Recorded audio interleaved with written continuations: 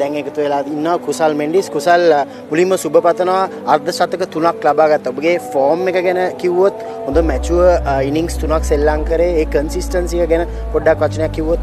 ඇත්තටම ගොඩක් සතුටුයි. මොකද මම හිතන්නේ මැච් 3ක් විදිහට මම හිතන්නේ ෆස්ට් ටයිම් මම ඊසේ තරඟයේ ලබා ගත්ත 53ක්. ඉතින් මම ටීම් එකට දෙන්න පුළුවන් උපරිම මම දෙන්න බලාපොරොත්තු වෙනවා. මම මේ ටෝර්නමන්ට් එකට සහභාගී වෙන්න ආවේ. ඉතින් මම මගේ පැත්තෙන් ගොඩක් සතුටු වෙනවා. ඉතින් අද කනගාටුයි පැතුම් එක්ක පැතුම කිව්වා ඉවර ගහමු කියන එක. ඉතින් ඇත්තටම ගොඩක් සතුටුයි මගේ සෙන්චරිස් 3 ගැන.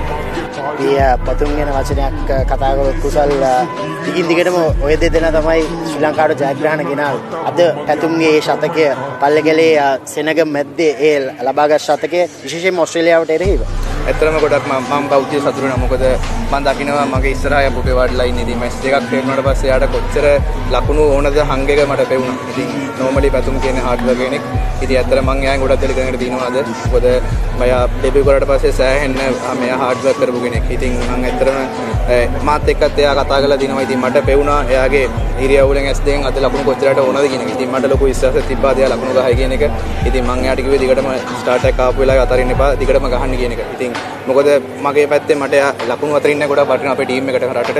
මොකද පැතුම් අන්තිම අවුරුද්දේ ලකුණු දිගටම ලබා ගත්ත කෙනෙක්. ඉතින් තරඟ දෙකයි ආ ඇත්තටම ෆේල් වුණේ. නැත්නම් දිගටම ලකුණු ලබා ගත්තා. ඇත්තටම පෞද්ගලික ගොඩක් සතුටුයි. මම බලන් ඉන්න ගොඩක් ආසෙන් බලන් හිටියේ. මම අනිත් පැත්තටලා බැට් කරද්දි. ඉතින් පැතුම් ගැන මට කියන්න තියෙන ඉතින් ඉස්සරහටත් එයාගේ තව මේ සීව බලාපොරොත්තු වෙන කියන එක තමයි.